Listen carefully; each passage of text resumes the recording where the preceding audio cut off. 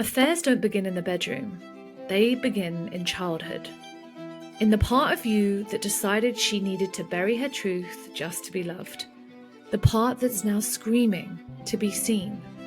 I'm Alex Croxford, and this is the Deeper Love podcast, where we name the shame, face the guilt, and help you find your way back to yourself. So let's begin. Welcome to episode 2 of the Deeper Love podcast. I am really excited this week as I have 2 fabulous guests joining me. I have therapeutic coach Lucy Maeve and I have love and relationship coach Jessica Hayes, both of which who are peers and friends of mine. We have all been naked in the Costa Rican jungle together. We have explored what it means to go to the depth of our pain in order to experience love in an entirely new way. And I am so excited for us to bring this conversation to you all, as I think that it is going to be eye-opening as well as deeply healing for many of you listening. So I can't wait for us to begin. So here we are. We really wanted to actually talk about something that's really happening in the collective right now around the Coldplay affair scandal that everybody is talking about on the internet. And this is really relevant for me and for Jess and Lucy as we all sit here. And we wanted to really share our own experience of being a part of an affair, part of cheating, and how we are seeing what is happening right now around these two people, what is happening in the collective, in the experience of every single person that has an opinion on it, on every single reel that we see, every single meme, because this is incredibly, incredibly triggering for so many people, beyond what's happening in their lives, in their family, in their relationships. And it feels like we really need to bring this topic to light in a different way, beyond gossip. And for any of you that don't know, I'm sure you absolutely do, just sharing a little bit about what's actually happening, which is at a Coldplay gig recently, Chris Martin likes to have a camera which goes to people in the audience, and then he will, sing with them, work with them, and it's all a laugh for everybody at the gig. And in a recent gig they were at, the camera shot to a man and a woman who appeared as a couple. The man was hugging this woman from behind. They looked very cozy and cuddled up. As soon as they saw that the camera was on them, the woman leapt out of his arms. He hid, and Chris Martin, obviously it looked very suspicious, and Chris Martin commented, "Oh, well, perhaps you guys are having an affair." That response was quite unusual. Perhaps there's an affair going on. And a woman had been filming the camera, or what the camera was filming, and put this online. And now the whole world is having an opinion on these two people's lives, on what's happened in their, in his marriage. But what no one is talking about is something beyond what we can see. Everybody is having an opinion on him being a bad person, on her being X, Y, and Z. And quite frankly, there is always deeper context to betrayal, to an affair. And I would really love to hear from both Lucy and Jess, like, what is your initial reaction on this? What was your first thought when you saw this happen? Lucy, you share first. What was your experience? I honestly was like, these poor people. And my automatic response, in all honesty, was like, how dangerous the internet is, and like how quickly things can escalate out of control. Like, yes, there is stuff going on for each of those people. Yes, they have done something that probably neither of them intended to do prior to getting into the affair. But just like these poor people that have been flung into public shaming, and how dangerous that actually is, and how vulnerable we are as humans to the experience of public shaming. Like, it wasn't even, to be honest, my response wasn't even about the affair or about any of that. It was just like, oh, especially having recently gone through a very micro trolling experience in comparison, it was like, I just can't even begin to comprehend how they are going to process the depth of pain around that shaming. Oh my God, you're absolutely right. I mean, it's like trolling on another level. This is like universal trolling. And as you said, you've experienced that recently on your one of your reels when you talked about being the other woman. I experience it fairly regularly, talking about being the one that has cheated on Instagram. And even that in itself is enough to make you want to, if you hadn't done the work to release a lot of the shame already stored in your body, that would make me literally want to hide under a rock and never come out. And honestly, like I mentioned this on a story the other day, like one of my instant reactions was, you've got to be careful none of these people actually take their own lives, because shame is the thing that will drive us to want to end it, because it is so, oh my God. And it doesn't take away the pain and the trauma that is being experienced in their marriage right now, which is a whole other thing. But there is also an experience happening for these two people right now that is going to take a long time to move through. And yeah, the collective shame and how dangerous the internet is, you are not wrong. It is violent.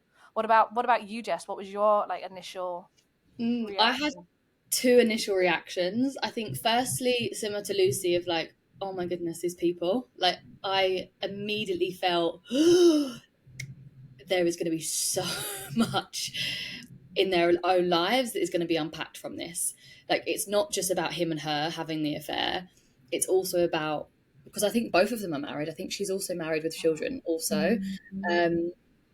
It's the ripple effect of everyone else who's involved. You know, we're so quick to hone in on the two individuals that were on that camera, but what about the partners? What about the kids? What about the families who are involved? And it's that element of going viral.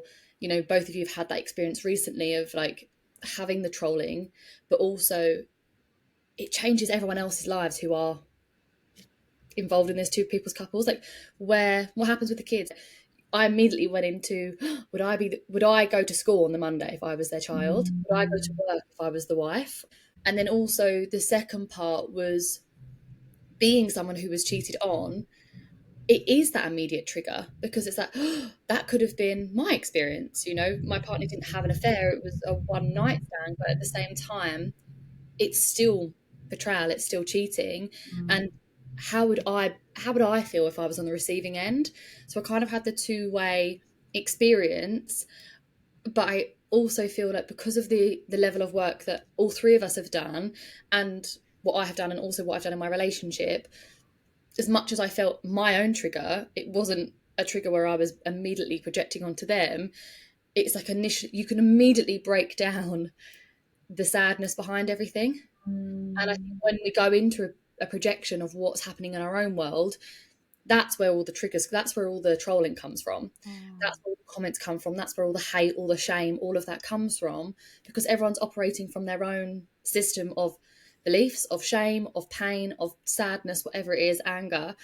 And it's their perfect target for anyone who's been cheated on, for anyone who even is cheating, because there'll be many people who have cheated that will use this as a way to really hide their own mistake and not revel in their own shame and put it onto someone else. So they're kind of, what's the word I want to use? It's like, yeah, they're the target for it all. So that, I think it is so nuanced, but that was my first reaction, was those two pieces of like my immediate trigger and thinking, shit, imagine if that was me, like as a child and also as a partner, because I'm also a child that come from divorce. It wasn't a divorce from cheating, but it was still incredibly painful as a child to experience your parents separating and moving home and there being a complete breakdown of a household, and knowing that there's a big percentage that either one of those relationships is going to experience that, so the kids are going to experience that, so there is a lot of pain that comes with it. And I think the fact that it's so public, it's like celebrities, they've got nowhere to hide. They've got nowhere to hide. Everyone knows who you are. Like, you know, the internet at the same time, like Lucy said, it makes you realize how scary it is and how much access and how quick it can happen. You know, it's a matter of hours that people found out who he was, the job that he worked for, who she was, the fact that there was another woman who'd just been promoted who was also there. Like, there were so many things that people just discovered And I actually also saw a reel recently of someone who used to work with him that was bringing up all past stuff from a previous company that he used to work in with him. And I was like, you've then got hundreds of people who've had experiences with both of them from a personal element, from a professional element, that are going to weigh in, that's going to also distort perhaps the actual story and what's behind it. Yeah. You know what I think is, when you were just talking, what I think is so interesting is like how quickly we are as humans, like this innate need to find a villain in someone else. Yeah, It's like sure. we can't sit with the fact that in any way we could ever be bad. Like there could never be anything bad about me. Like I am so perfect and clean and like would never do anything wrong. So as soon as there's anyone in the public domain that has done something that is like slightly out of line with the collective value set, it's like, let's all group together and show how wonderful we are and you're bad. It's like this projection of all of our own unconscious badness onto someone else. It's like, you're the bad person in the world. I am refusing to acknowledge there is any part of me that has ever thought about cheating, ever done anything that's slightly outlined of my value set. Because let's be honest, cheating at its core is behaving outside of a value set. Like we have decided as the collective, because of Christian belief systems, really, that like cheating is the worst thing of the worst thing of the worst thing, but it's behaving outside of the value set. And we've just decided to be like, I refuse to look at the ways that I do that, so you are bad. Yes. Oh my God, you're so right. And that's what I see all the time in my comments as well. And I think you're so right, Jess, when you were saying about the way that, you know, people are looking at this without any context, or looking at the children or the situations within those families. You're so right. And, you know, my parents are still together, so I can't look at it from that perspective. But actually, you're absolutely right. Having those children go to school now on Monday, and everyone, because their parents have been so ridiculed in the press recently and on Instagram, it's like, how do you, the shame that now the children are going to be carrying from this is enormous. And yet, because everybody is so hell-bent on being so perfect and taking down other people, that there is absolutely zero consideration for anybody else and anybody else's feelings. And I think that everybody has experienced some form of betrayal in their lives, be that a parent leaving them, be that a parent lying to them, be that a parent cheating on their other parent, or having been cheated on themselves. Like, I remember, you know, I was cheated on for 4 years with my ex-boyfriend, and I was that person. I probably wouldn't have come on the internet and trolled somebody else, but I would have been that person that would have been like, well, they got what they deserved, because that's not what they should have done, you know? And actually, it's so much more nuanced than that. So thank you both for sharing that. I really agree. And I honestly feel like, you know, even like Lucy touching on that, we need a villain so much. The way in which I see it is like, we need something, we need an outlet for our energy, for our frustration, for our emotion. And when we don't have that, well, what do? Immediately it flips back onto us. And for so many people, we don't have the capacity, or say maybe as a collective, it's really hard for us to hold that energy of, how have I shown up? How have I played a role in perhaps my relationship or in the collective that goes against my values? Because I think we're so quick to categorize them as being the worst kind of people. And I mean, off the top of my head, I can think of a lot other worse, horrendous things that humans do to other humans other than cheating on someone. And I think it's easy for us to categorize in terms of hierarchy of what's bad and what's not. But when we actually place the mirror in front of us, it's like, right, where have I messaged someone in a relationship? Where have I kissed someone in a relationship? Where have I held hands when I know it's inappropriate? Where have I flirted extendedly when I know it's inappropriate? Where have I clocked eyes with someone and I've leant in and I've felt all these feelings and I've not stopped it and I've continued it, and now I class them as my work husband or my work wife? Where have I even put it in, like, where do I place those in categories? Because people tend to feel like the minute you sleep with someone, that then puts you in the box of you're a cheat. But for a lot of people, they won't acknowledge the fact that, say, prior to all of that, that's classed as cheating. But when it's flipped on the head and you're the one at the receiving end, most people will flip the narrative of like, no, that is cheating. Because I know, Alex, you and I recorded a private episode around my story and the experiences that I had, and when my partner cheated on me, it was a massive awakening for my own experience of like, I was so quick to be like, you're this, you're that, can't believe that. I really go into it because I felt everything, all the rage, all the emotion, all of that, which is normal. But actually, the more we unpacked things, the more we actually got relationship support, the more we both got individual support, the light was heavily shone on my shadow of all the things that I had done.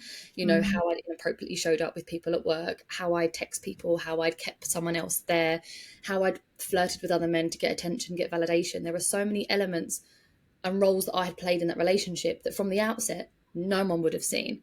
But only everyone saw the fact that he had slept with somebody else on a one night, that become the dominant story and that become the dominant focus.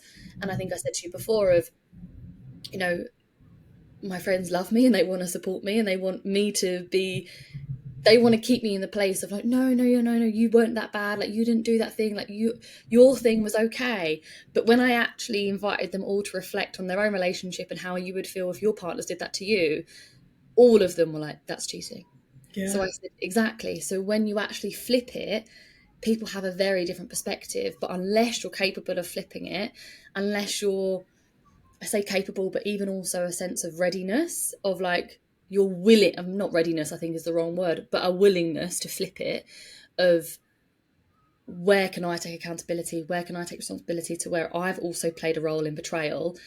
Then only can you really see behind the veil. But I think for now, it's so easy for people to direct all of their own internal rage, their pain, their anger, their frustration of perhaps what they've done, what their experience has been. Maybe people are probably coming out of the woodwork of who have been a child of the product of people who are cheating, have never processed that. And this couple are the perfect target to express all of their pain, all of their hate onto them that actually has nothing to do with this couple. They've just reflected something that's already within themselves.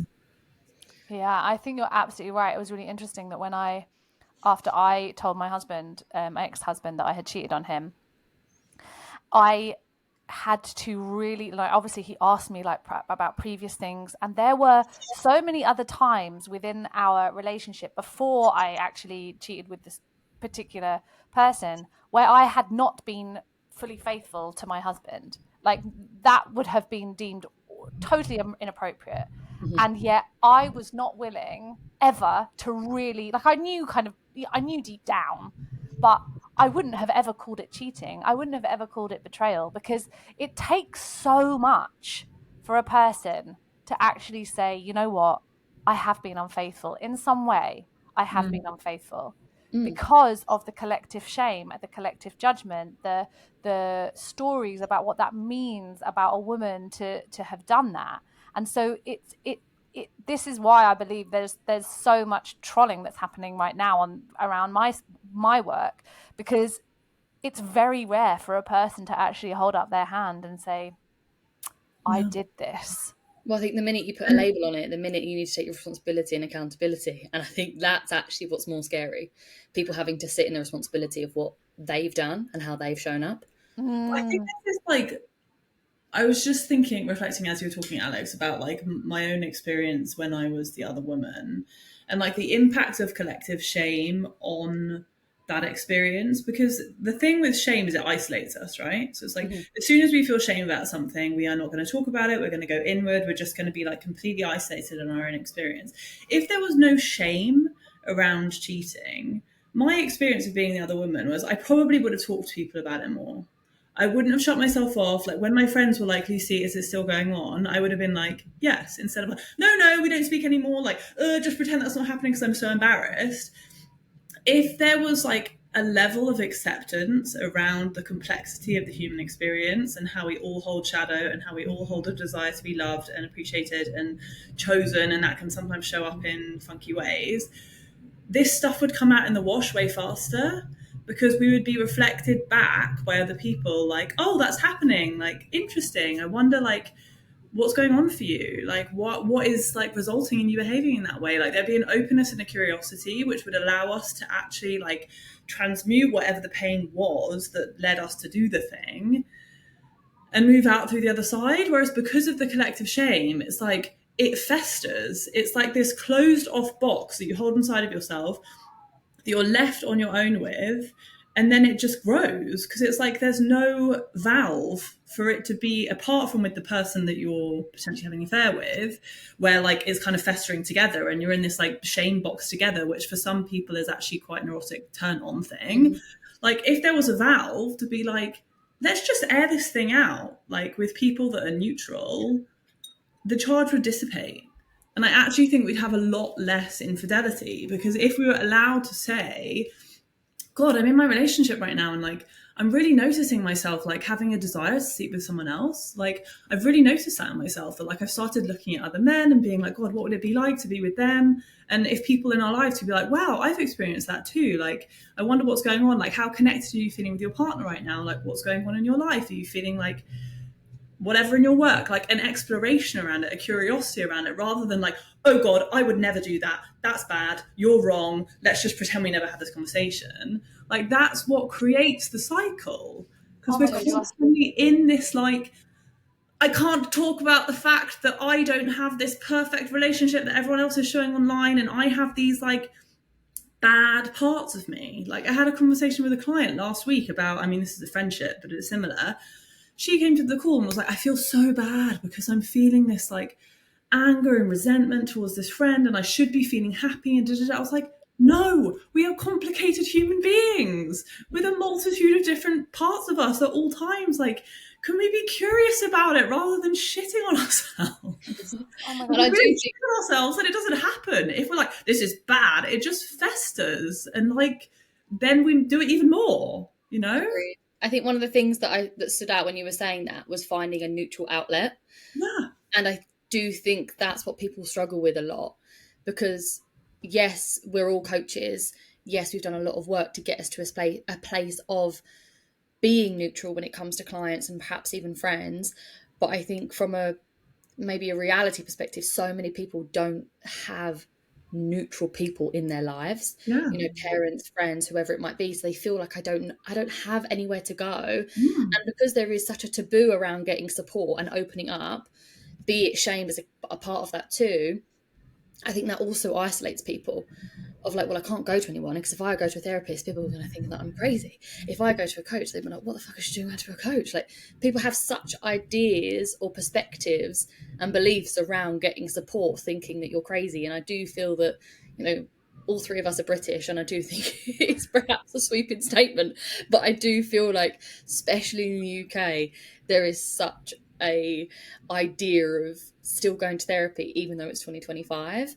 And shame is just like any other emotion. We can't remove it. It's never going to be removed, but at least having ways in which we can deal with it and process it, because it's like anger. We can't get rid of anger because sometimes there's always a polarity. So the shame will also have a benefit to some degree. Although initially it feels like there's no benefit to shame, in some way, shame can also be a deterrent.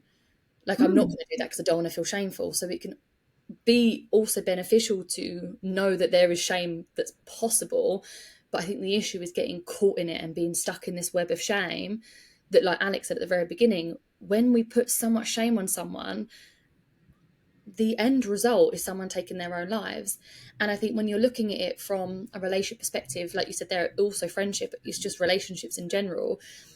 When someone is unhappy or when someone is navigating their own internal war, there are other outlets that people use. And for one, cheating is one of them, suicide is another, but we also have alcoholism, we have excessive drug use, we also have workaholism. We have so many different elements that people will use in order to disconnect from their reality. And I think actually behind everything, people are trying to disconnect. People are trying to not necessarily consciously disconnect, because I think for so many of us, we don't realise that that's what we're doing. That was definitely my experience. And I just think it's so difficult for people to even understand what it looks like to not carry the shame. Because if we've had shame since we were children, which many of us would have had, we're then accustomed to working with this and carrying this for so many years. So then when we get to the ages of, say, 30, 40, 50 and above, or even in their 20s, of like, what does my life look like without this? It's the same element of like, what does my life look like without this person? I can't let this person go. All of us have done work around falling in love and having acceptance for all parts of us, as if we're breaking ourselves down in terms of like individual pieces of like, you know, there's a version of me that has shame, there's a version of me that is anger, there's a version of me that is sadness, like all these different aspects. If we viewed it as a sense of it's all different people, although it's all of us and it's the emotions. I love the film Inside Out because I feel like it's such a good like cartoon version of what is actually happening internally. It's a good way for us to understand that it's actually building a relationship with the shame in order for us to understand, like, why are you here? Like, what are you so scared of, really? You know, what am I so afraid of? If I come out and actually say this, what's the consequences? And I think people feel like the consequence is so much greater than the mistake that they've made. Yeah. So what do I do? If I've got no neutral outlet, silence. And like you said, Lucy, of like, if you're in that dynamic with someone else, you're both in that shame box together. So at least that probably actually perpetuates it and keeps you there, because at least then you have someone that resonates with what you're going through. So even though you're both probably unhappy, not necessarily unhappy, because not everyone who has affairs is then unhappy, but with, say, the person having the affair with, but it keeps a commonality between the two people. And at the end of the day, as humans, what do we all want and we crave and we need is community. We need connection. So even if it's found in the most random, painful, heinous dynamics, if that is providing some form of connection with the person, they're going to keep doing it. And I do think it is so complex, but I feel like what you said there of like, there shouldn't be shame, although there is a polarity with it. But if we can find those neutral dynamics or neutral outlets, I think you're right, of like, there would be a lot less infidelity and a lot less other things as well. Yeah. I agree with you. I mean, it's like if I had had a space, and I look back and I feel so sorry for that version of me that felt so scared to tell anyone when I first cheated on my husband, was like, I remember sitting at the gym, like it actually brings like a lump to my throat, with like one of my then like very, very best friends. And she was really good friends with my husband. And I remember sitting there and I was just like, I am holding on to this truth, or what I'm going through right now. And I am absolutely pretending that I'm completely fine, even though I am the opposite of fine.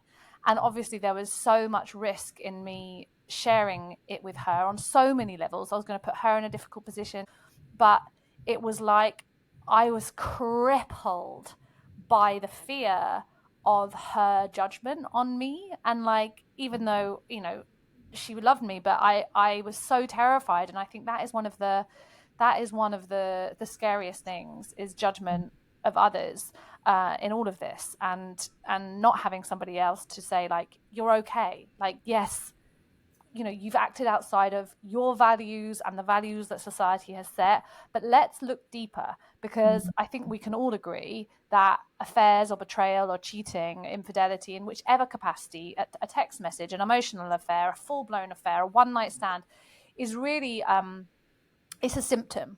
It's not the root cause, it's the symptom. So I'd love to hear, like, from both of you, like, what do you believe, or what in your experience have you learned about yourselves or about relationships? Like, what is it that leads to betrayal? What is the unhealed wound that leads us to where we end up looking outside our relationships? Let's take a pause here. If you have cheated, whether it was a kiss, an affair, or even a connection you never told anyone about, and you're still carrying the shame, the guilt, and the story that you ruined everything, you don't have to keep holding that alone. Every other week, I host live 90-minute softening sessions on Zoom, which is a healing circle for women who have betrayed someone they love and broken their own heart in the process. We go to the root of what really happened, meet the part of you still holding pain, and begin releasing the shame that's been keeping you stuck. You'll feel lighter in your body, calmer in your heart, and more able to move forward with compassion for yourself. The link to join the next one is in the show notes. I would love to see you there. Well, I kind of come at it from a different perspective, because I was the other woman. Yeah. So like, a lot of people would say like, I didn't betray anyone, but like, I was part and parcel of it. And I, speaking from the perspective of the other woman, who I have recently found there are millions of, the part in me was like, I genuinely felt like I was relationally broken. I'd gone through most of my life never having relationships, never feeling chosen by men, like seeing all of my friends go into relationships and it never happened for me. So there was like a really deep ache inside of me to feel chosen and to feel special. And that ache, like, I carried it with me for a really long time. I tried to hide in work. I was like incredibly successful professionally, was like doing very well, making a lot of money, but it wasn't scratching the itch of specialness. And at the time, I projected a lot of that onto men. So I was like, if only I could be chosen by a man, but like no man really wants me. So what am I going to do? And then some like powerful man with loads of money and like success and blah, blah, blah shows up and wants me. Like, of course. Like, of course I'm going to go there. And like deeper than that, it was interesting because just when you were saying like we're yearning for connection, there's a part of me also at that point in my life, and I speak from the perspective obviously as the other woman rather than being in a relationship and cheating, I was searching for aliveness. I was searching for feeling something inside of me. And I was so numb to my experience as a human generally that the only way that I could experience aliveness was through extremes.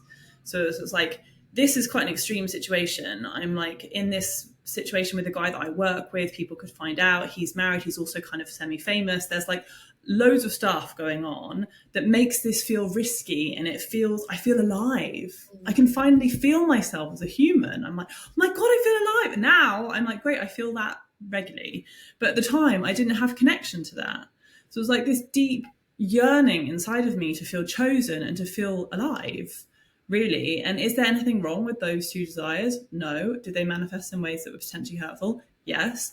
But we can like delineate between the two and not make the desire to feel alive and chosen wrong, but to recognize that it was manifesting in a way that wasn't hugely helpful.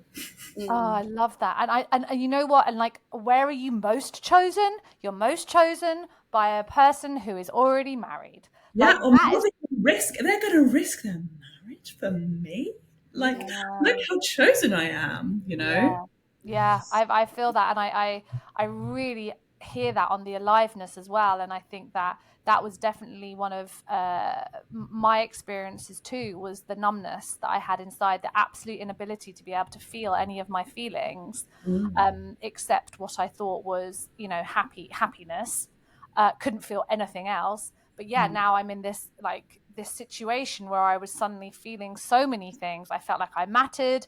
I felt alive. I felt wanted. I felt chosen, because obviously, like, on the flip side of being in a relationship like my marriage, by that point, I didn't feel any of those things. And whether or not that was a mirror to my own experience of not choosing myself and, you know, my own numbness, yes. But you know, on the 3D level, I was looking for that same thing, unconsciously looking for that same thing. So yeah, I really resonate with that. What about you, Jess? Totally.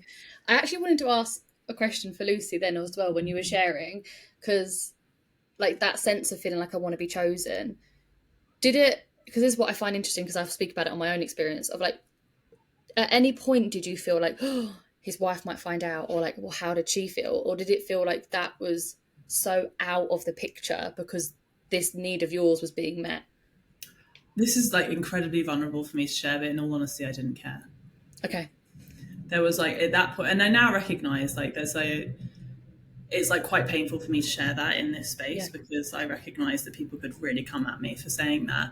But at that point in time, like the visceral need to feel chosen was so strong. And I think also in the dynamic that I was in, the story that he spun about his marriage, in my head at that point, having not done any personal work, like I created a villain out of her. So there was like the same triangulation thing of like, she's the villain and I have come in as the savior and I am like helping. Yeah, which in hindsight is kind of comical. Yeah.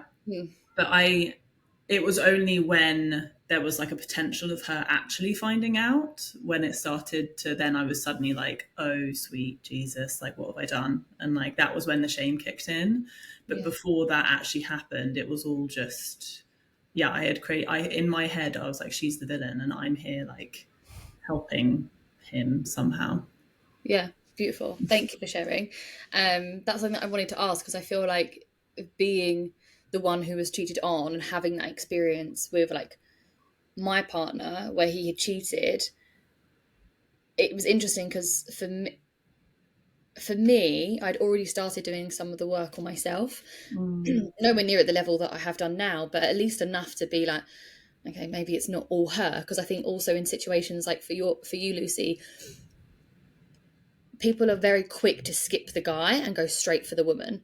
Of like, she's the villain, she's the awful one, she's the one that made the mistake. Because again, so much what we've already touched on at the beginning is like, we need an outlet.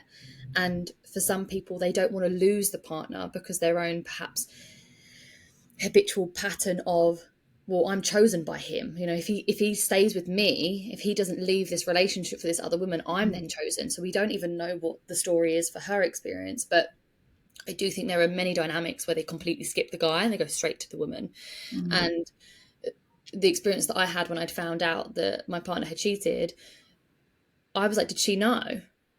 And he was like, no, we never discussed you. And my immediate thing was like, she has no idea that she's on the reverse, that she's slept with someone who is in a relationship. And I had that experience. I'd slept with someone who, he was at work. I never didn't work with him, but the building that I was in, and we'd flirted. We were like, there was no conversation that he was in a relationship. I was fully single at the time. People that he worked with hadn't mentioned anything, like no one said anything. And eventually we went out, we'd have lunch together, we went out on a date together. I ended up, like, after I think second date or third date, went back to his, and then within a week later he went official with this girl.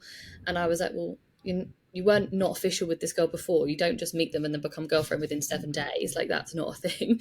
So I had this whole thing of like, oh my goodness, like I have been that person, unknowingly been that person. But it's funny that even as I say that now, I haven't even touched on that for so long, because I feel like I didn't hold any shame around it. But for me, my experience with my partner was, I feel like because I found out months after it happened, we'd already broken up. We broke up because of, I think, different reasons. I think the question I think you asked, Alex, was like, what did I learn about it from myself? I think I realised, because we'd already broken up before I'd found out that he had cheated, I was ready to end the relationship. I felt like I was in this space of like newness, and this is something that I recognise in myself.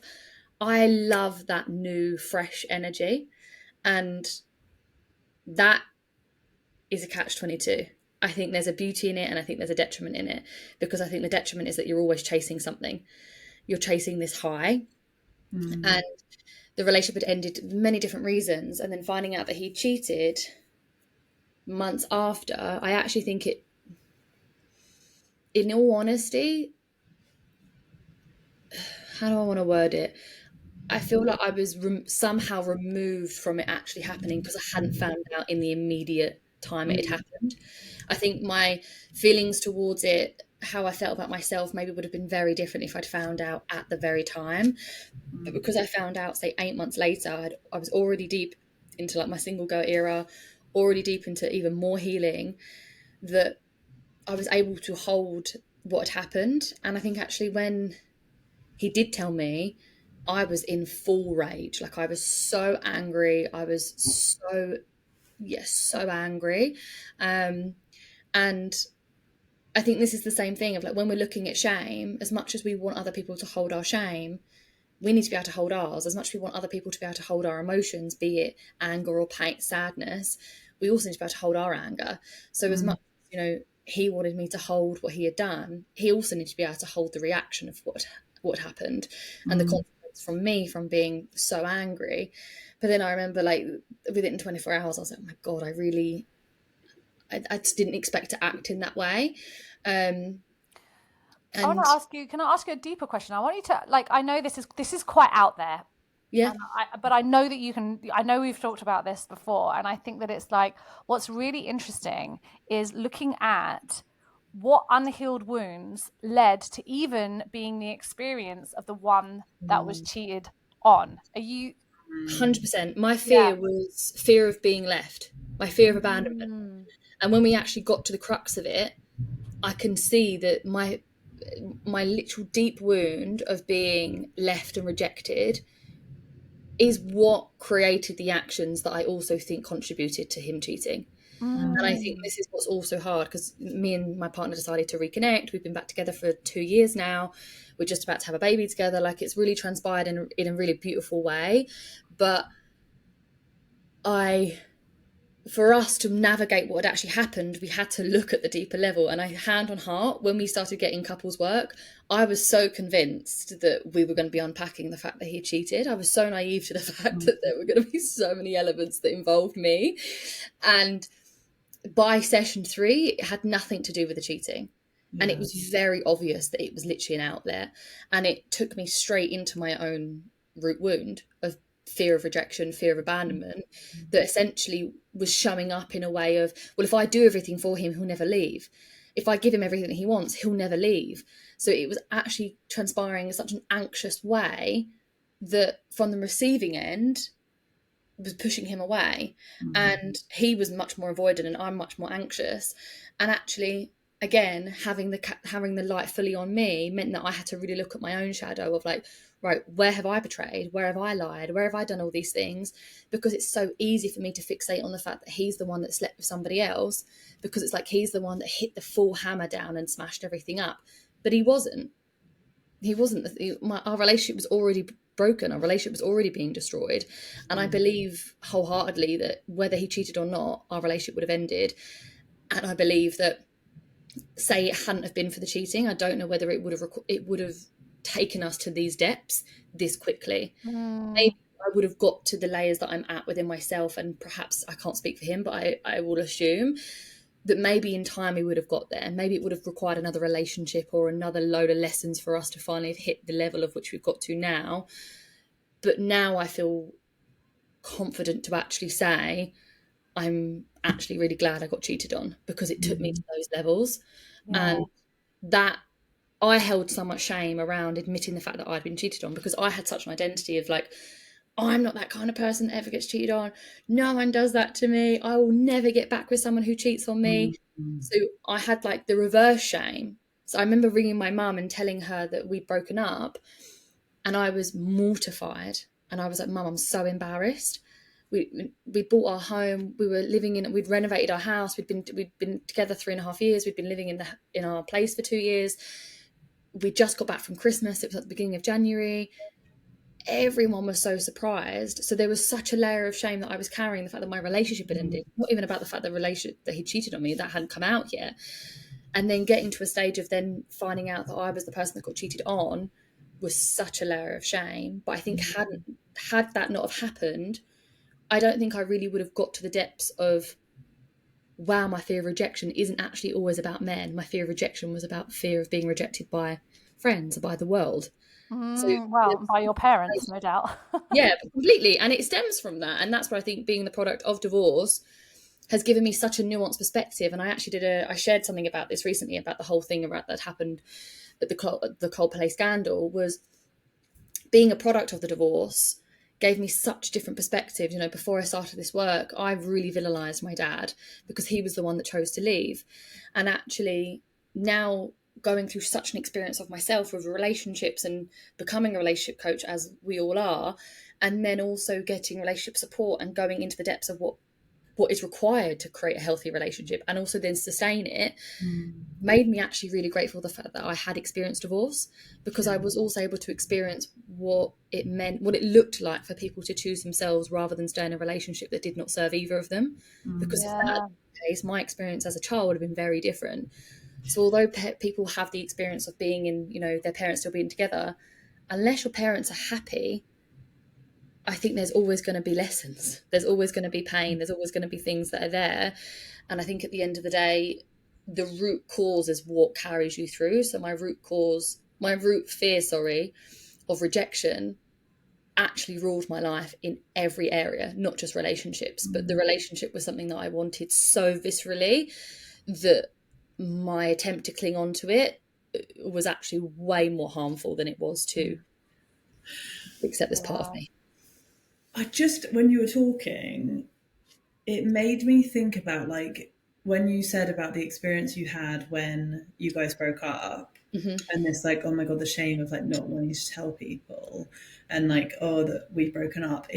It came like full circle for me back to this piece of like, we so desperately want to be seen as never having any issues in our life, or like, not making mistakes either, and like just how much of a tiny box that keeps us in, and like so far away from our humanity of like, can we just rip up this idea that every single relationship is perfect and never goes through any difficulty? Like, one of the things that I remember going to like Christian weddings, I now have a completely different perspective on. At the time I was just like, oh, whatever, this is just like some ceremony or whatever, was this part where like as the congregation, you're asked to be like, will you support this couple basically through their difficulties, which is actually a really beautiful thing. The problem is that couples don't ever tell anyone, we're really struggling. Like, we're really struggling. We're struggling to connect. We're like struggling because all of these different things in our life. Like, please, community, can you come around us and support us because you believe in us as a couple? And like, it's this much deeper thing of like, I've been thinking about this a lot recently, this like idea of self and versus other, and it kind of exists within relationship too. Like, we are a relational bubble, no one touches our relationship, we're just this little isolated entity, and like we just deal with our stuff on our own, which is great. And I agree with to the degree where like you have to have levels of boundary around what is shared and what's not. But we're also a collective like social species, so it's like we need to have like, when, as an example, when Thomas and I moved here from Cape Town, we had this experience where it was like, we'd literally been taken out of a pot of honey, which was a certain viscosity that held us in a certain conformation as a couple, and conformation configuration. And we got plonked into some new honey when we came to London that had a different viscosity. And our configuration was all like, oh God, like, how did we like find each other? And we need community, and we need like the capacity to share with people like, guys, this is really difficult right now, and there's some stuff going on for us, which means that we're not properly connecting, and to actually allow our community to come around us and hold us together because we've made a commitment to each other, and that people believe in our commitment to each other and believe that the relationship is like a relationship that is good for the world.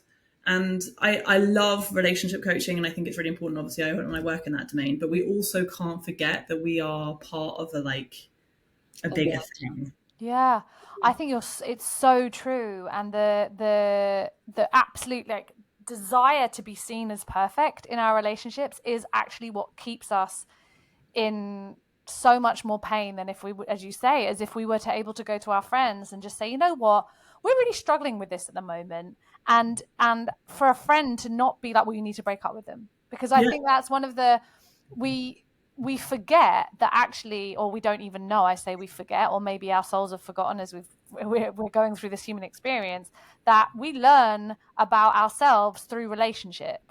And so one of the biggest problems that we have right now is that people are just, especially through betrayal or cheating, is people actually leaving these relationships or these soul contracts much quicker than they're actually meant to, because the pain is so fucking visceral to be cheated on. Like, I've been severely cheated on, I've been the other woman, I've been the one that's cheated, I've been all of them, and it's so visceral that we almost just want to run and not have to face it. And it takes so much, and I really applaud you, Jess, for staying and working through this, because it takes so much to face that rage, that shame, that fear, that grief, that sadness, all of it that is coming through after having been cheated on, or being the one that's cheated, or being whatever part of the triangle you are. It takes a lot to not just have to fucking bolt and be like, I don't want to look at it, I don't want to feel it, I don't want to have to I don't even want to taste it, like I just have to run. And I think that having people around us who aren't just going to say, well, I think you should just break up with him, or as you, to your point earlier, Lucy, where it's just like, oh, okay, well, let's just take that into like a deeper inquiry, like, you know, do you want to just share with me?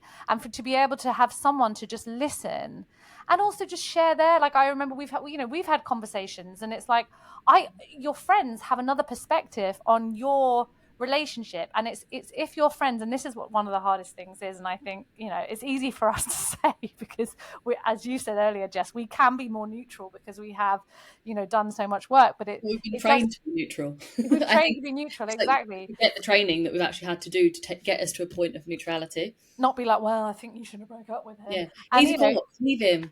yeah, Like, what are leave you him, doing? You're exactly. stupid. He's an arsehole. She's this or whatever. Like, yeah, it's Yeah. easy for people to go into that. Yeah.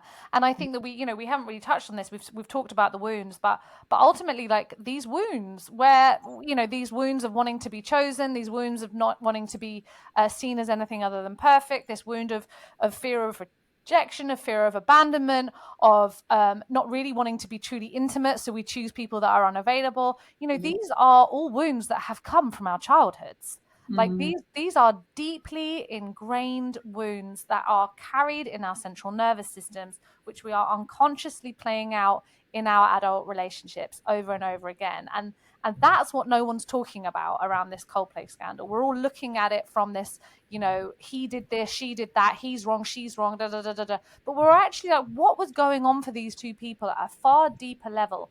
Are they really truly disconnected from themselves? Because I can tell you now, yes. That's going to be is really, like someone mentioned disconnection earlier, like if we are able to be telling lies in our relationships, we are not in true relationship with someone. And I think that is something that, and if we are not in true relationship with somebody else, then we aren't in true relationship with ourselves. I think that's the reality. People won't be being honest with themselves. So the thought of being honest with someone else wouldn't probably even be on the peripheral of what's even happening, because they can't even be honest with themselves and be truthful with themselves. Yeah, which is one of the hardest things to do. Like, to be truly honest with yourself, like we talked about earlier, where you're actually like, shit, you know what, that was probably unfaithful, what I did then. Or actually the way that I behaved in that situation was not actually like out in line with my values, or actually what I did there was very imperfect. Like, the messiness of being human, as you just said, Lucy, it's like we hide it and we create this crazy box, as you said, where it's like, okay, so I can't go here and I can't go here and I can't go here and I can't go here because I'm so terrified that if I do, I am going to be abandoned, rejected, betrayed, all of the things. And where is that wounding from? That wounding doesn't come from an adult point of view. That wounding is our inner child that is so desperate to stay attached, to stay loved, to stay non-abandoned, because we can't really, if you actually think about it, like, we can't be abandoned as adults. Like, we just can't. So why are we so afraid of it? Like, and that's, it's interesting. One of the things I wanted to say on there that just come through for me in my mind is that for me, my experience and what, you know, some of the things that I've read, and just also think my opinion on it is that sense of, my question was like, where does that come from? Like, why are we so afraid to be messy? Why are we so afraid to be seen as messy or to make mistakes? And one of the things that I think is really interesting, because I think it's very collective, is that as a child, if you do anything wrong, you get grounded. And the sense of being grounded is you get isolated. So you're not involved, you get sent to your room, you have things removed. So my thing was like, you had your TV removed, you had your phone removed, you had things removed. That was an element of punishment. Being grounded was an element of punishment, of course. But actually, the subliminal message that is being taught, or the underlying message that's being taught, is if you mess up, if you are messy, if you do make mistakes, you're alone. Yeah. You're not held through it. No one is there to hold your hand, or no one is there to sit with you. You're actually sent to your room. You know, even when you go through big emotions as a kid, whether it's anger or sadness or whatever it might be, the fact that as a collective, I think we find it hard to hold the emotion, we immediately go into punishment. So go into your room, like, go and sit alone. But if you're angry as a child having a big outlet, or you're crying and having a really big outlet, and they tell you to go and sit on your own in your bedroom, what message is actually being sent? That you're isolated. If you make a mistake, you know, you smash something, or you swear, or you do something around the house, or you say something, or something happens at school, whatever it might be, and you're suspended or you are grounded, what's the message that's being sent? Yes, there needs to be consequences for behaviour, of course, but I actually think for me, maybe correct me or see your perspective on it, if like over time, so much of that happening, your immediate reaction is, well, I get isolated. That whole sense of, and especially now, soon to be having a child of my own, obviously it highlights like, how do I want to raise kids? What kind of parenting style do I want to have? And I'm sure I'll be taken through the ringer of lessons that will be to come. But one of the things that I really want to stand by is not getting angry at my children telling me the truth, even if I don't like the truth. So if I say like, who did that or who smashed that, and they tell me the truth, yes, there may be consequences for the thing that's happened, but not to actually be in trouble for telling the truth. And I think so many of us get in trouble for telling the truth that then in turn teaches us, well, don't tell the truth. Hide it. So it just perpetuates the shame.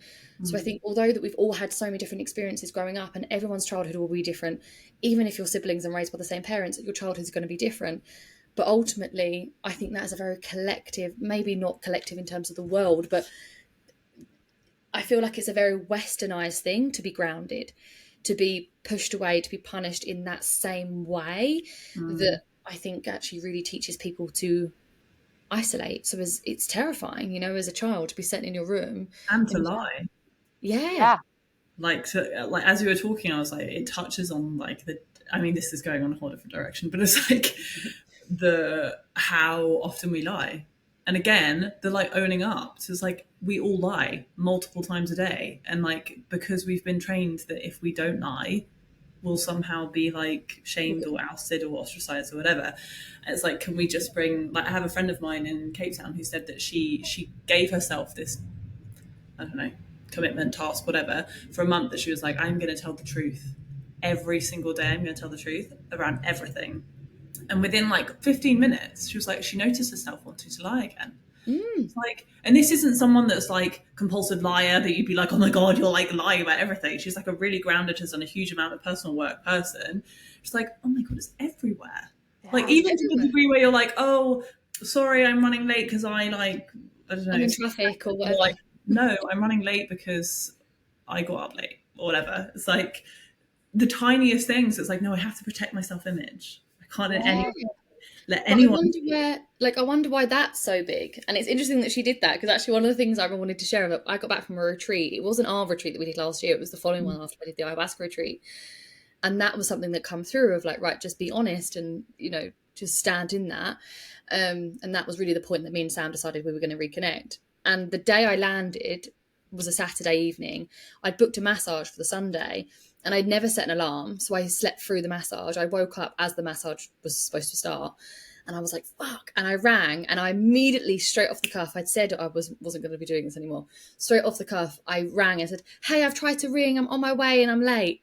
And I was like, oh my goodness. I told myself I wasn't going to lie. And when I got there, I actually laughed and said to the guy, I'm sorry, I lied. And he was like, what? I said, I didn't set an alarm. I slept in, and I panicked, and I told you that I'd rang you, and I never did. And he laughed and was like, well, fair enough for telling the truth. And then we went on with the massage. But similar to how you just said there of your friend, of like, I immediately noticed the shame of having to come forward and say, I lied.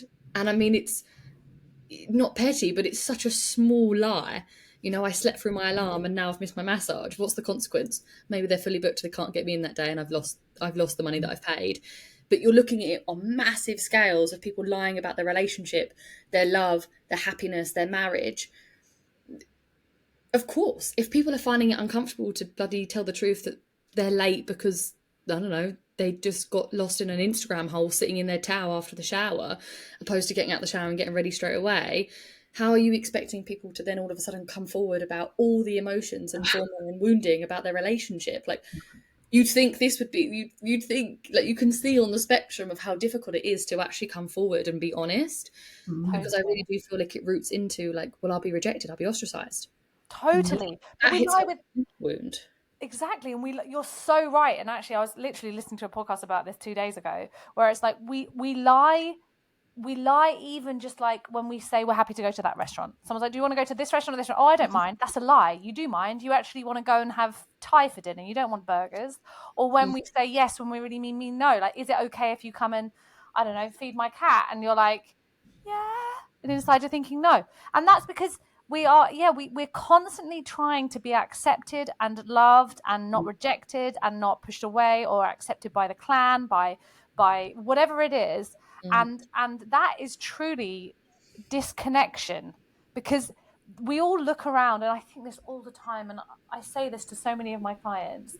You look around and you see so many people married in relationship, and you wish that you had that, and you think, oh, what's wrong with me that I don't have this, and am I broken? Is there something fundamentally wrong with me? Like, I am telling you now, 95% of those relationships, if not more, are not truly connected relationships. We are pretending to have relationships.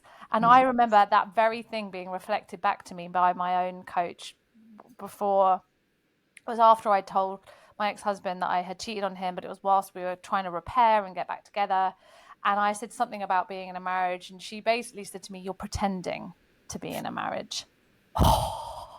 I don't think people know that, though. I don't think most people are walking around thinking I'm pretending to be in a relationship. No, of course not, because that's what they've seen relationships demonstrated to them by their parents. How do we know how to be in relationship unless we were shown to us by television, film, music, our parents, our grandparents? And again, 99% of those were not truly connected. People are always in disconnection, and that's because they're truly disconnected from ourselves. And that's really what I believe, that when somebody sets a nuclear bomb off in their relationship, or being the person that is constantly on the other woman in these situations, it is showing us there is a depth of disconnection from ourselves, which is now unavoidable. Like, we cannot run from this, or being the one that finds out their partner has cheated on. Like, it is a mirror, and it is so painful. And this is controversial to say this out loud. And I'm so glad that you brought it up, Jess, as well, about, seeing your own wounds that were contributing to this, is that betrayal does not happen in a vacuum. No, of course it doesn't. And it's not one. It takes two to make a relationship work, and it takes two to make a relationship break down.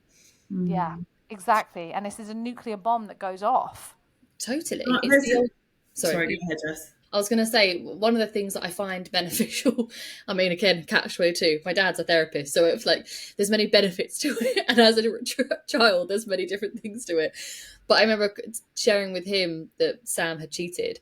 And, typically you have an expectation of what your parents going to, or like your dad, for instance, with his daughter is going to react in a certain way. And my dad's reaction was, oh, classic, sabotage 101. And I was like, what do you mean? And so we went into it a little bit more, and he was like, we were so terrified to look at things that are going on within himself. So we pressed the big red button that everyone says don't press. And he was like, I see this every single day with all my clients that come in.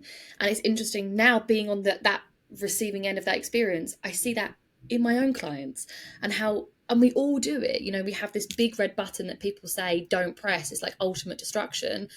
But when your own emotional capacity is so stretched, and you're so at the limit of like, I don't know what to fucking do, I have no way to get out of this. Although from someone else looking in, they can see all these other ways that this person can get out of that situation. When you're in such a state of stress, fight, flight, freeze, or fawn, whatever it might be, that whole visual of what we can do to get out of this situation decreases massively. So what are we seeing? This massive big red button that looks like the perfect solution to get out of this situation.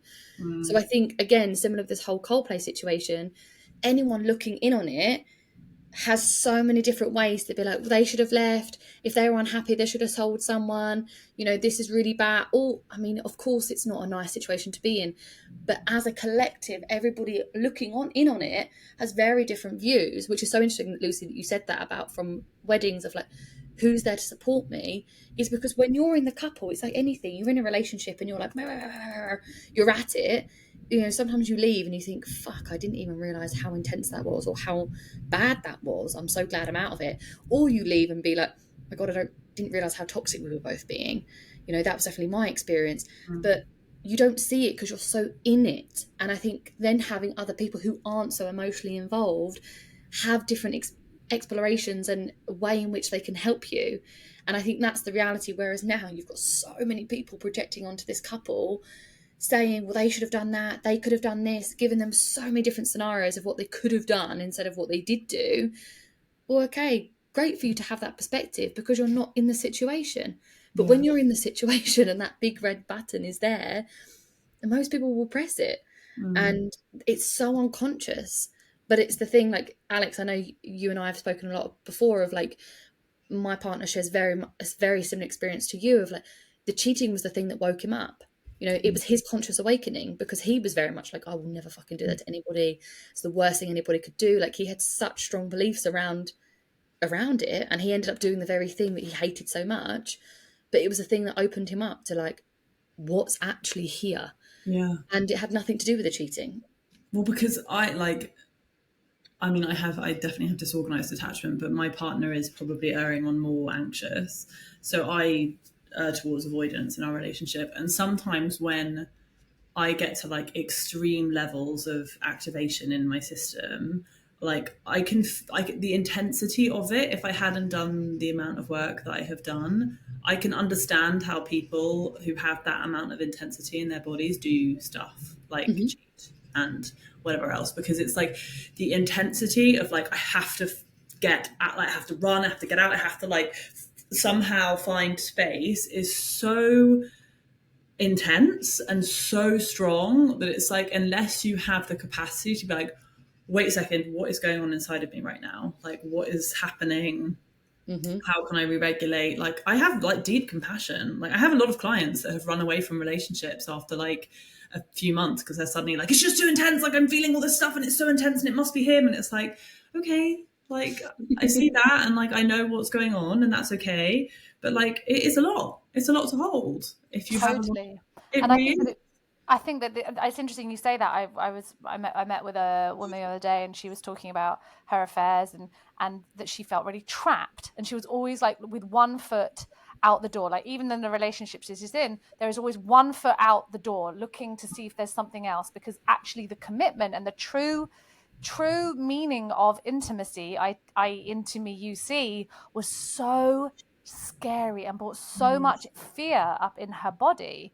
And it's like, really what it all boils down to is the human capacity to actually hold all of the experiences of feelings that we don't know how to feel, we don't know how to process, no one has told us. And like you said, Jess, that we were made to feel wrong for having feelings or emotions, or we were sent to our room, or we didn't have parents that were able to hold us in our emotional experiences in the way in which we needed them. And so we decided they were wrong, or they were bad, or they needed to be pushed down, or they needed to be avoided or numbed at all costs. And so this is, I really believe that, so many of the elements of this conversation, it's like, if really actually, no, it does boil down to this one thing, that if we were able to actually feel our own emotional experience without projecting it onto somebody else, if somebody tells us they are currently in an affair, or they're thinking about leaving their relationship or looking outside of their relationship, that we are able to be with the rage that it might bring up in us, or the fear that it might bring up us, or the shame that it might bring up on us, and then be able to allow ourselves to be with that emotional experience, and then be able to share from a neutral point of view. Oh, okay, well, I wonder what's coming up here for you, rather than instantly projecting our emotional our feelings onto it. It really does come down to, in every situation, how connected can you be to yourself? If you are in relationship and that feeling of, oh my God, I have to have one foot out of the door, this is so intense, it's like, okay, let's work on that part of you that is feeling so much right now. Can you hold your frame? Can you be with this and know that actually it's not about your partner, it's about what's happening inside of you? And this is why, in all of our situations, we have to look at the patterns or the ways in which we found ourselves in relationships to be able to look at what is the root of it. And the root of all of it is childhood pain, and therefore disconnection. The root is you. And I think that's I think it's beautiful, and it's also equally frustrating, because as we want to blame others, all of a sudden it's like the glass slipper, all of it shatters, of like, oh shit, I can't just keep it's all me, I can't just keep fucking pointing at them. And I think what is something that I'm so grateful for about the fact that I got cheated on, which is something I didn't think I would ever say. And I remember someone saying it to me, and I remember thinking, fuck you. I'm never fucking going to be grateful for this. And then being able to get to a place of like, oh my goodness, I'm not grateful that, you know, I say I'm grateful, but a part of me, oh no, let me reword that. You know, there's parts of me that think that didn't have to happen. And I do think that's true in many people's situations. You know, it doesn't have to get to those extremes. For Sam and I, it had to. I believe that on a soul level. I believe that on a personal level. We just had to have that experience and we can't change it. So there's no point really focusing on the outlet. As much as I felt a lot of the pain, he's felt a lot of the pain. I think actually realizing that so much of it was a lot deeper than that, and realizing that I'm the one that's able to make change. And I think that's the reality of like, you change any cog in the machine and the machine's going to change. So if you're the cog that gets to be the one that changes in your relationship, amazing, because it is going to ripple effect into your relationship. It might not transpire in the way that you want it to and you stay together and you have this beautiful relationship, but ultimately there's never going to be a waste of doing this work. There's never going to be a waste of it, because the thing that Sam and I really understood of like when we decided to reconnect, it wasn't easy. And I remember really having the belief of, this is the easy option, you know, getting back with your ex is the easy decision. And he said to me, I personally don't think this is easy. I think it'd be a lot easier to go with someone brand new. And I was like, no, this makes me weak. This makes me all of these things. And something that I think is ironic that you just touched on there, Alex, of like, so unconscious that we don't realize, is everything I said I wanted in a partner, everything that I said I craved and I really, really wanted in a partnership was now being presented to me. And then all of a sudden, what did it mean? I had to be so intimate with myself, because really, as much as I had the fear of rejection, I had such a fear of intimacy. But it leads back into the same thing. My fear of intimacy come from a fear of rejection, because then what if he really sees me? And what if he really sees everything and he leaves me? What does it mean about me then? Like, this is where I think, like, you know, one of the agreements that we made was, right, everything on the table. No more lies, no more hiding, everything on the table. And he was everything on the table. I was like, here's a little bit. And a month later, here's a little bit more. Here's a little bit of this, a little bit of that. Like, I was so resistant to putting everything on the table that I didn't even, it's like I knew it was happening. I didn't want to admit that. And he eventually called me out and was like, look, if this is going to work, you're going to have to be fully honest. So I knew, owning up to the fact that, you know, I'd also betrayed in other ways that perhaps, you know, quote unquote, might not have been in the extreme that his was, but equally, you know, I would say just as damaging. It meant that I actually then had to hold the consequence, because all of a sudden he then had the decision of like, right, do I want to be with her? I'm now giving him everything that I've done wrong and all the mistakes that I've made. And now he's got to make the decision of like, do I actually want to continue that? And that, like, physically terrifying. I remember being in the kitchen and my body physically shaking, telling him all of these things, and then being like, fuck. But now, you know, we actually recently just finished with our couples coach, and she said, like, what do you think the biggest change is? And we both laughed, because there were multiple times in this year of us doing the work together that we were like, what the fuck are we doing? Like, this is horrendous. Like, why are we putting each other through this? Why are we putting ourselves through this? Having moments of coming off the calls and being like, is this even worth it? And actually having acceptance that it's okay not to know. And I think we all want certainty. You know, we want to be in the relationship and, you know, we want the certainty that they're never going to leave. But whether or not you've cheated or not, no one has that certainty. And that's something that I really had to look at with myself, of how much certainty I wanted. He was a bit more comfortable with being uncertain and unknown. I was like, I need to know. And there's no way that I can know. How can I flash forward 30 years and be like, oh, it all worked out. Like, you know, it was so beautiful. You'll be so proud of yourselves. No one knows. But what I do know is that I'll be so proud of myself regardless, because it will help no matter what situation I get into. But one of the things that we really noticed was the intimacy, and not just the sexual intimacy, because I very much believed that intimacy was sex, and that was very much my own pattern of giving sex in order to receive love. That was my thing. That had nothing to do with him. So this was something that I had to really look at, and realizing that we were so much more connected and intimate because we'd gone through all of this, because we were prepared to lay everything out. And the only way, and what was interesting actually, the only way I actually had words for it because I said to the coach at the time, I've never been able to articulate what it is that I felt until now, because it's gone, was there were eggshells. We were treading on eggshells around each other, so unknowingly, of like, oh God, if I say that, oh no, he's going to react like that. Maybe he's going to feel like that.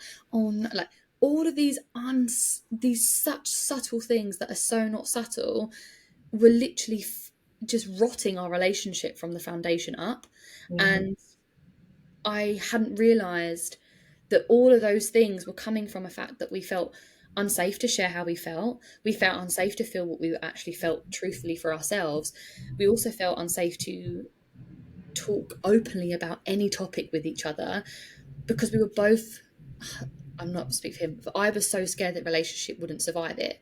And because of that, we were then living every day on eggshells, which was creating all of this uncomfortableness, all of the lack of intimacy, sexually, emotionally, physically, so many different layers.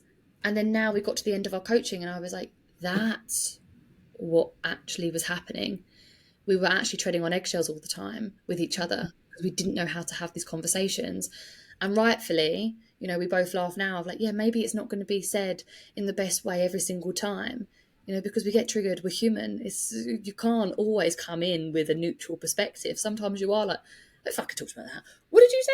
Oh, like sometimes you do just have the immediate reactions. But at the end of the day, like knowing that we'll both get to a point of like, thank you for sharing that. I appreciate you telling me the truth. Create safety. And ultimately, I think that's actually what we need. And when we reflect it back into kids, yeah, maybe as a parent you react because you're angry or disappointed, you're frustrated, but can you root it back to, look, I'm sorry I reacted in that way. I really appreciate you telling me the truth. Yeah. Create safety, it's the same thing. And I think realizing that is, although that's from a relationship standpoint, you also need to be doing that with yourself. Can you forgive yourself for the mistakes you made? Can you forgive yourself for the way you've spoken to yourself? Can you create safety for you rather than always thinking that the safety is outside of you? And for me, I always thought, well, I'll feel safe when I'm in this kind of relationship. I'll feel safe when I earn this kind of money. I'll feel safe when I look a certain way. I'll feel safe, all of these things. And ultimately, the reality isn't true. You know, they're the subsequent things that are going to support your safety, but they're not your ultimate safety. You can create them for yourself. And if you don't feel safe in yourself, you're not going to feel safe in the relationship. And the relationship certainly is not going to save you. Even if that belief is so fucking strong, which it was for me, it's not. Yeah. And you're absolutely right. I mean, what were you saying, Lucy, before you even got into this? Yeah, so I was like, that was a full channel. That felt like that was a full run. The whole piece around safety, like I had a very strong download about this. I've been working, this was specific to money, but it can definitely be translated onto relationships. It's like safety is a nervous system response. It has nothing to do with your external environment. It's a nervous system response that you are in control of. So it's like you could have, I mean, there was a period of my life where I had loads of money coming in every month. And did I feel in my body safe? No. Like I had a story in my head that I was safe, sure, but like my body didn't feel safe. And that is not in control of, like no one else can control that, you know? But can I have been having this thing in my head since we started talking about the whole Coldplay thing, and the fact that there are three of us in this room, a cheater, another woman, and a cheatee. And you know the drama triangle of like how this whole dynamic is like the most perfect representation of the drama triangle that there is in any kind of dynamic. There is a persecutor, there is a victim, and there is a rescuer. And I would be really interested from each of your perspectives, not from your level of consciousness now, like back in the day when you were in that experience, in the dynamic of cheater, cheatee, and other woman, who takes each role? Between us? No, like in your own head at the time, yeah. Who was the for Alex, for you, who was the persecutor? In terms of the Coldplay? Oh, I'd say, no, in terms of my situation. Oh, okay, my ex-husband was the persecutor, yeah. Right, who was the victim? Oh, no, so he was the victim. Oh my God, that's really hard. I remember this. You know what's really interesting, actually, you should say this, is that because in my situation, there was another, without giving names, there was also something going on with a friendship that was both of mine and my ex-husband's friends at the time, and we had really fallen out, but he was best friends with her. And so actually the drama triangle, even though we were dealing with the affair, or whatever we want to call it, the drama triangle was actually really existing between us three. And it was almost that there was like, and we kept shifting roles. It wasn't the same role over and over again.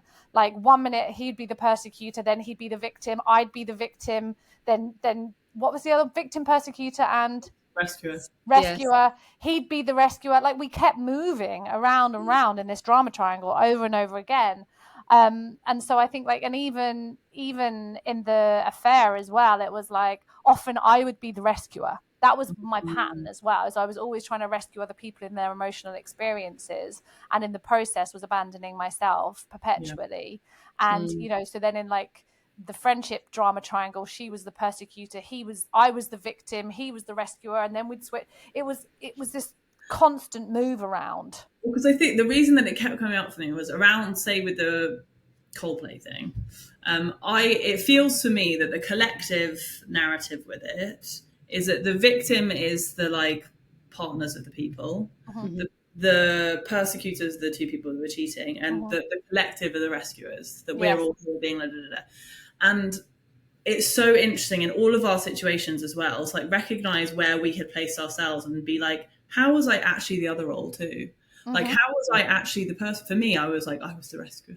How was I also the persecutor? With the Coldplay thing, like, how are everyone trolling them? How are they also the persecutor? Yeah. How are they also the victim in some way? Like, to look at it and just be like, I am all of these things simultaneously, because we are always all things at once. Like, open your perspective, because just as you were talking earlier about when you had that experience when Sam was putting everything on the table and you were like, I don't know if I want to put everything on the table because then he knows stuff. It's like, yeah, because it's easier for us to be like, no, I'm the victim here. Yeah, play the I'm the one that was hurt. Like, whereas we're like, oh shit, now I'm maybe going to become the persecutor, and then they have the power. It's all like a power play thing. It is a power play, for sure. Because I would say, if that question's to me, I would immediately be like, well, I was the victim because I was the one that got cheated on.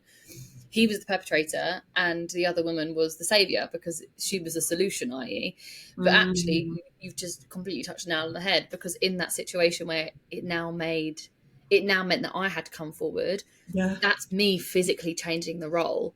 And I think that's what is so uncomfortable, and it is physically uncomfortable. Like, you will both agree of like many different situations that we've all shared amongst each other of like, we know on a physical somatic level how uncomfortable it is to change the role, because there is an element of safety being the victim, because if you're the victim, you'll have a lot of people pander to you. And I believe that playing the victim unconsciously or consciously, this is where you tend to get more liked.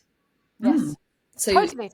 We live in a society of victim. We live in a society in which the victim, like, everyone wants to be a victim. It's like, you're liked, you're accepted, you're welcomed in, people pander, you're like, oh babe, oh my god, oh my god, oh my god.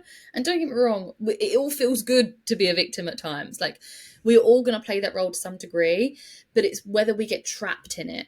And getting trapped in it, I think, is actually the issue. But I think that's where, when we really look at, like, when we said before, of like that perfectionism of not wanting to be seen that we've made a mistake, wanting to be seen as the good girl or the good boy, where do we get that validation? By being the victim. So even if it's conscious or unconscious, placing ourselves in that dynamic is the perfect position to receive all of what it is that we want to be validated. As soon as we go into the perpetrator, you've got the trolls waiting for you. Like, you both have had that experience, and like this couple are also having the same experience. Being the one who comes in to save, yes, you're going to have elements of people disagreeing and pushing back, but you're also, I think that position is also where you get a lot of understanding. I understand why you did that. I understand why you reacted in that way. I understand why you took that position. There's a lot more understanding and consideration for that person. But the one who's the perpetrator is the one that gets the hate. And I feel like I'm here waving the flag for the persecutor. But on a deeper level from the drama triangle, being in victim consciousness, and this is not me talking about people that are genuine victims of abuse, I'm talking about like the experience of seeing yourself as a victim in a situation. Being in victim consciousness is a collapsed state in your nervous system. It's like, oh, it's me. If you step into persecutor, you're actually reclaiming your rage. Yes. You're claiming like, I have power, I have capacity to do things. Da, da, da. Doesn't mean you go around and like hurt people. But I actually think that there's like a real beauty in reclaiming your persecutor and be like, like I have the, like, you're not actually going to go and hurt people. I'm not encouraging people to go hurt people, but like internally to feel your own power, you have to be able to reclaim the role of persecutor. Agreed. You just swing between like, I'm only ever victim or I'm rescuer. You're like, and like, oh, it's like, no, where's your warrior? Like, step into the warrior. And Yeah, I think you stepping can't into fully the what? accept yourself until you've been the persecutor.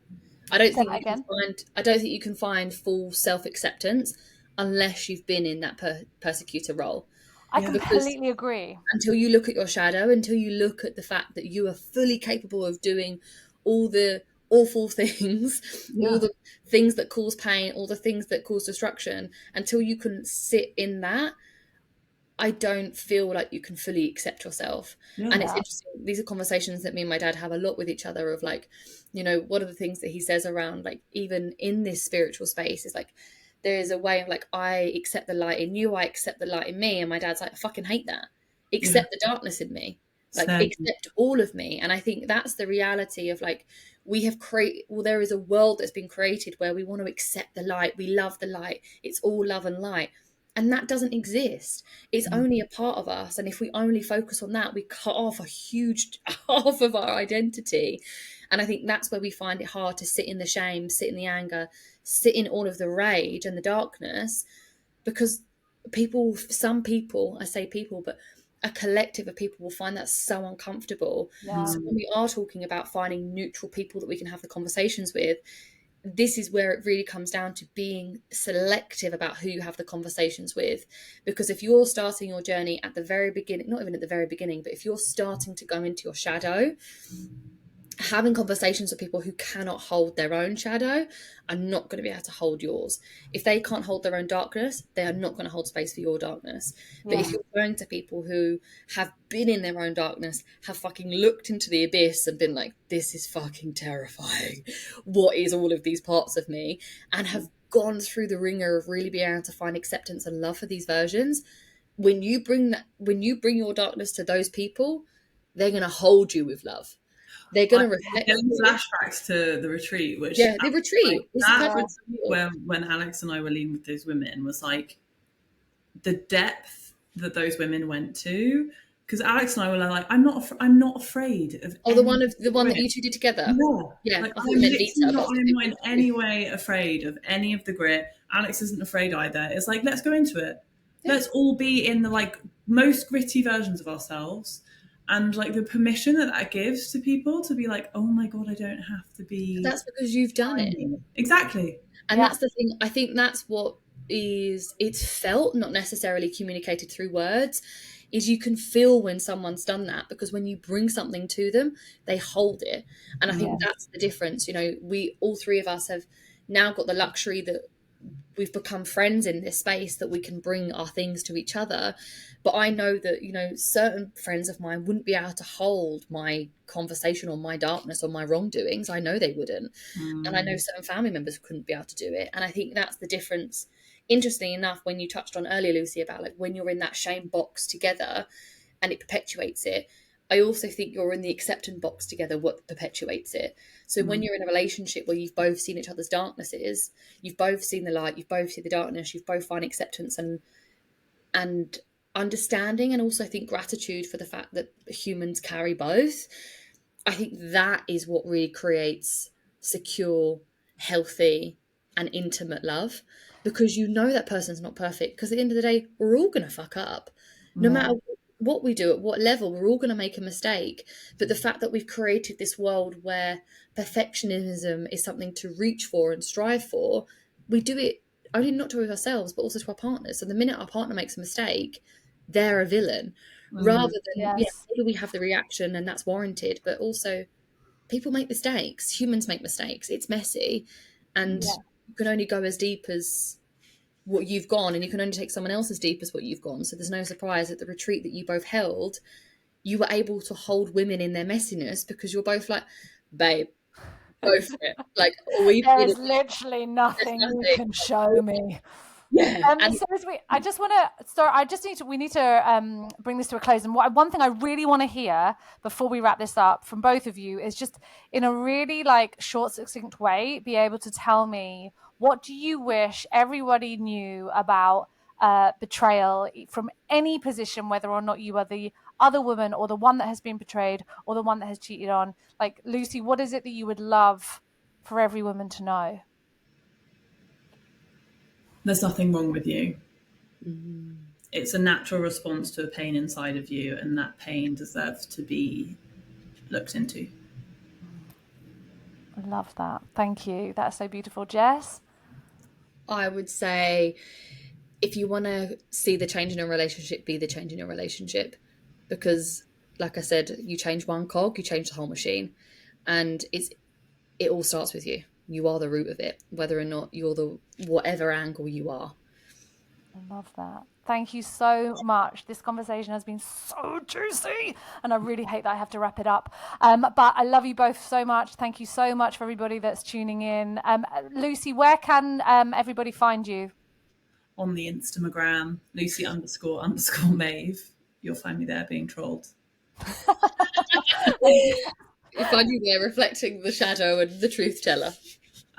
Jess, where can they find you? They can find me also on Instagram at Jessica Hayes Coaching. Perfect. Thank you so much, my darlings, and thank you to everybody that's tuned in this very deep and profound message that we are trying to get to the world. Thank you for listening to the Deeper Love podcast. If today's episode spoke to you, hit subscribe so you don't miss the next one. And if you're ready to go deeper, you'll find all the ways to work with me in the show notes. Until next time.